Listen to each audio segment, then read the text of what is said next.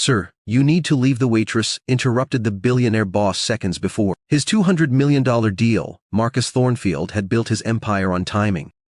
Every acquisition, every merger, every strategic move had been executed with precision that bordered on prophetic. Tonight, in the gilded dining room of Le Bernardin, he was about to close the deal of his career, $200 million acquisition of Chen Technologies that would cement his position as the dominant force in artificial intelligence. Across the table sat David Chen, the reclusive tech genius whose company had developed breakthrough quantum computing algorithms. After 18 months of negotiations, countless meetings, and more than a few sleepless nights, Chen had finally agreed to sign.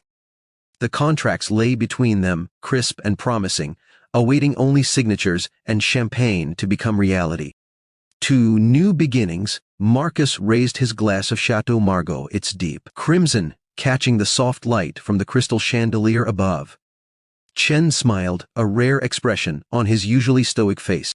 "To the future of Sir, you need to leave." The words cut through the moment like a blade. Marcus turned to see a young waitress leaning toward him, her voice barely above a whisper but carrying an urgency that made his pulse quicken. Her name tag read Sophia, and her dark eyes held something he couldn't quite identify: fear. "Warning?" "I'm sorry," Marcus said, certain he'd misheard. "You need to leave. Right now. Please." Sophia's hand trembled slightly as she reached for his wine glass, the professional veneer cracking just enough to reveal genuine alarm. Chen frowned, setting down his own glass. "Is there a problem?" There's been a..." Sophia glanced toward the kitchen, then back to Marcus. "Sir, please, trust me." Marcus felt the familiar irritation of interrupted momentum.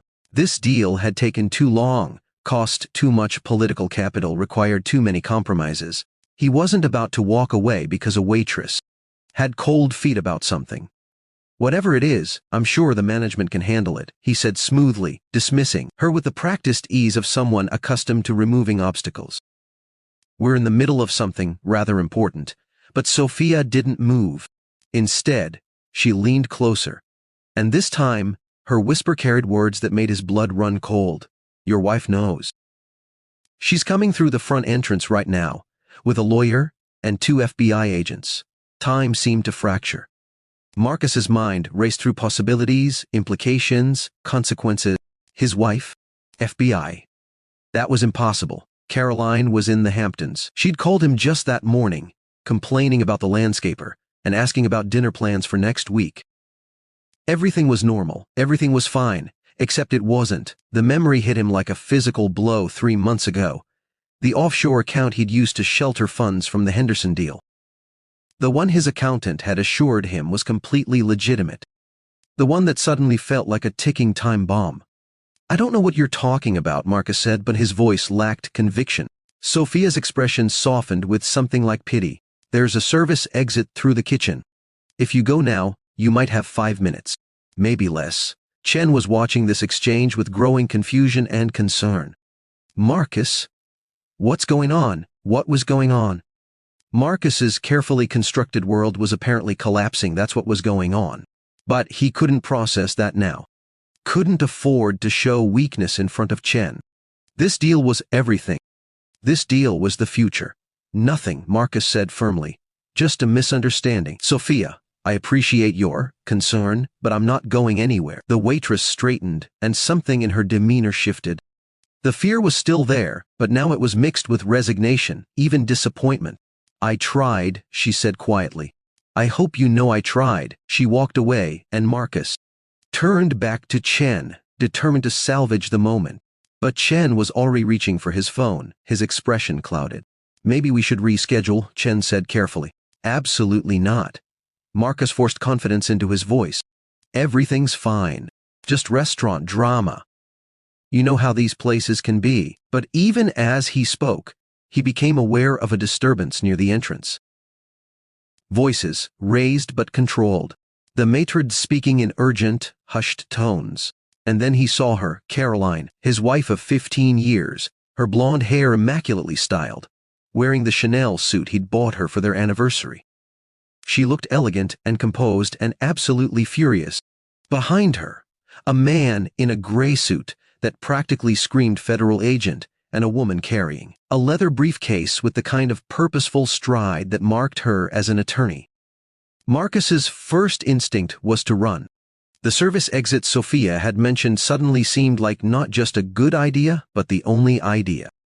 But his pride, that stubborn pride that had driven him to the top of the business world, kept him rooted to his chair. If this was happening, he would face it head-on. Caroline spotted him immediately. Their eyes met across the dining room, and in that moment, Marcus saw his entire life rewriting itself.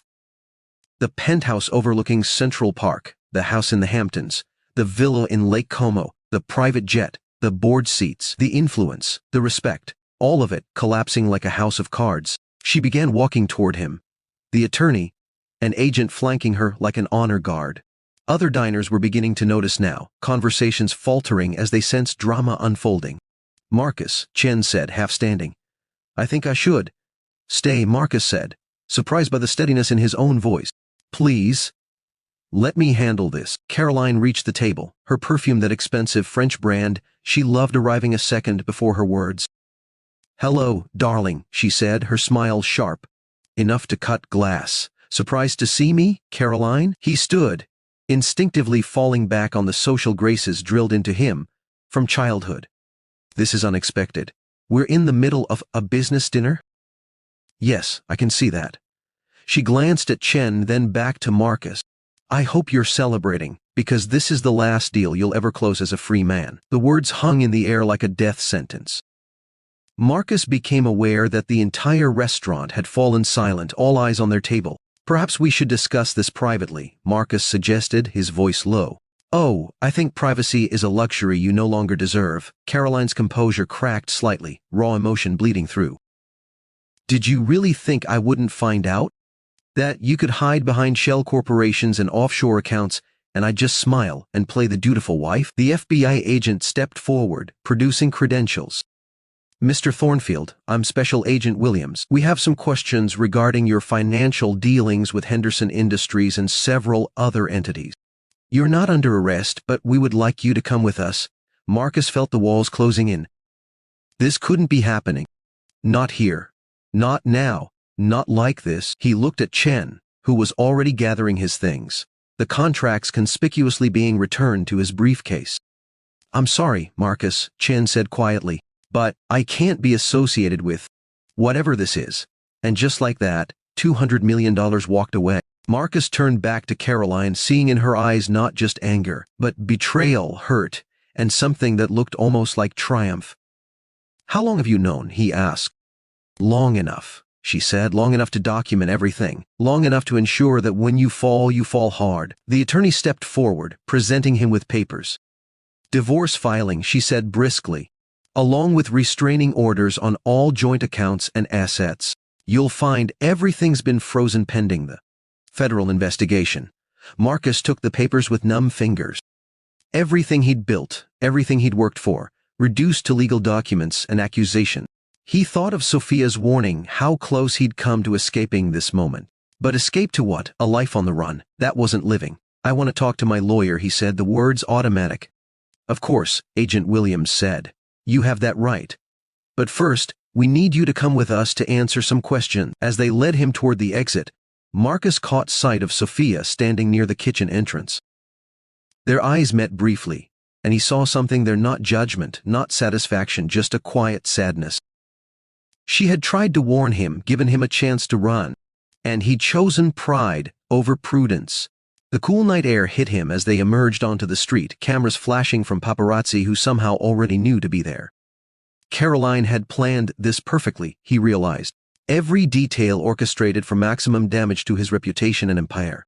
In the back of the federal vehicle, Marcus stared out at the city he'd once commanded. The lights of Manhattan glittered like false promises, beautiful and untouchable. He thought about the moment before Sophia's interruption, when everything had still been possible, when his future had stretched before him, golden and infinite. That future was gone now. All because he hadn't listened to a waitress who told him to leave. The investigation took 6 months. They found everything: the offshore accounts, the falsified records, the bribes disguised as consulting fees. Marcus's empire crumbled piece by piece, each revelation more damaging than the last. Former allies distanced themselves. Board positions evaporated, the penthouse was seized, the jet sold, even his art collection, painstakingly acquired over decades, went to auction. Caroline divorced him and walked away with half of what remained, which amounted to far less than either of them had expected. She moved to Paris. Marcus heard, started over with a clean slate and a new identity carefully protected from the scandal. David Chen sold his company to one of Marcus's rivals for $300 million, making the deal Marcus had lost seem almost quaint in retrospect. And Sophia? Marcus learned later that she'd been working at Le Bernardin to put herself through law school. She'd recognized Caroline from society pages, had overheard enough of the conversation between Caroline and her attorney in the waiting area to understand what was about to happen. She'd tried to warn him, not out of loyalty or friendship, but because she believed everyone deserved a chance, even the guilty. She graduated top of her class and now works in criminal defense, Marcus discovered from a newspaper article he read in the prison library. Apparently, she specialized in representing white-collar criminals, helping them navigate the same system that had destroyed him. He wondered sometimes if he should reach out, thank her for trying. But what would be the point? She'd offered him salvation, and he'd refused it. That was on him. The worst part wasn't the prison time, 3 years in a minimum security facility that was more like a disappointing country club than a cage. The worst part was knowing that everything could have been different. One decision, one moment of humility, one willingness to trust a stranger's warning. That's all it would have taken. But Marcus Thornfield had built his empire on pride and precision, and in the end, those same qualities had brought it crashing down. He'd been so focused on the deal, on closing that $200 million acquisition, that he'd missed the most important deal of all, the one that might have saved his freedom. Sometimes, late at night in his cell, he replayed that moment. Sophia leaning in, whispering her warning. The choice before him, run or stay. And he wondered what would have happened if he'd listened. Would he have escaped? Would the FBI have caught him anyway? Would running have made things better or worse? He'd never know. All he knew was that when someone tells you to leave, maybe, just maybe, you should listen. Because the deal you save might be your own life.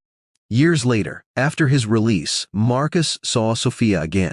It was by chance, at a coffee shop in Brooklyn where he now lived in a modest one-bedroom apartment above A.